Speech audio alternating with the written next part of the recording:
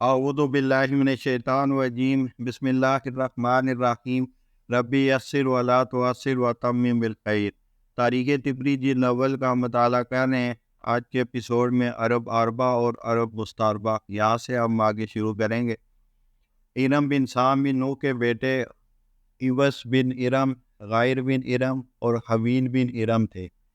ایوس بن ارم کے بیٹے غائر بن ایوس، عاد بن ایوس اور ابیل بن اوس تھے۔ آصف بن ارم کے بیٹے سمود بن غاصر اور جدلیس بن غاصر تھے۔ یہ سب عرب تھے اور یہ مصری زبان بولتے تھے۔ عرب ان لوگوں کو عرب اربا کہتے تھے کیونکہ یہ ان کی فطری زبان تھی، اور اسماعیل بن ابراہیم علیہ السلام کو عرب مستعربہ کہتے تھے کیونکہ انہوں نے ان امتوں کی یہ زبان ان لوگوں کے درمیان رہنے کی وجہ سے بولنا شروع کی۔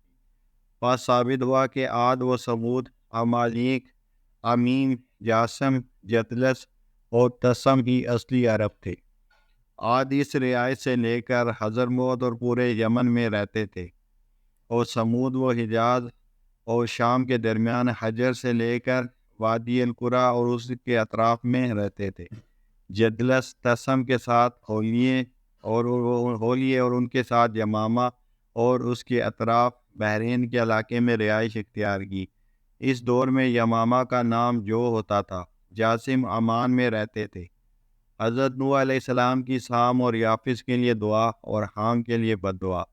ابن اسحاق کے علاوہ کسی اور سے منقول ہے کہ نوح علیہ السلام نے اپنے بیٹے سام کے لیے دعا کی کہ اس کی نسل سے انبیاء اور رسول ہوں، اور یافس کے لیے دعا کی اس کی نسل سے بادشاہ ہوں، اور انہوں نے دعا میں یافس کو سام پر فوقیت دی، یعنی اس کا ذکر پہلے کیا، اور حام کے لیے بددعا کی کہ اس کی نسل کا رنگ تبدیل ہو جائے اور اس کی نسل سام اور یافس کی نسل کی غلام ہو۔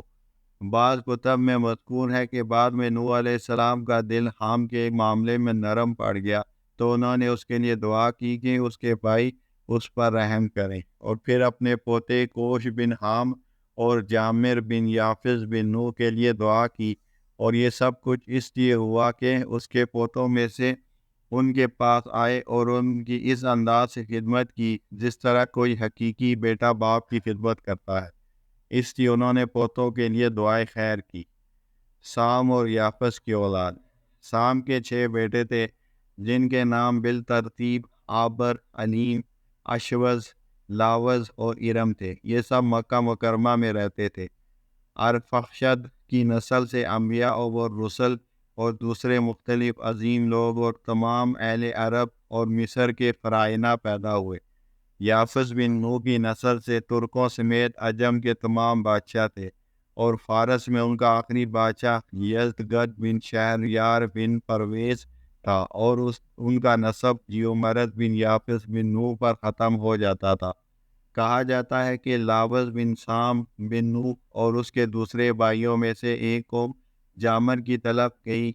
جامر نے ان پر انعام و اکرام کیا اور ان کو اپنے ملک میں جگہ دی۔ ان میں سے ماضی بن یافس بھی تھا۔ یہی وہ ماضی ہے جس کی طرف ماضی تلواروں کی نسبت دی جاتی ہے۔ یہ بھی کہا جاتا ہے کہ کیرش المازوی بلشکسر بن العلمر نے بن بخت نصر کا قاتل ہے۔ وآخر دعوانا الحمد للہ رب العالمین۔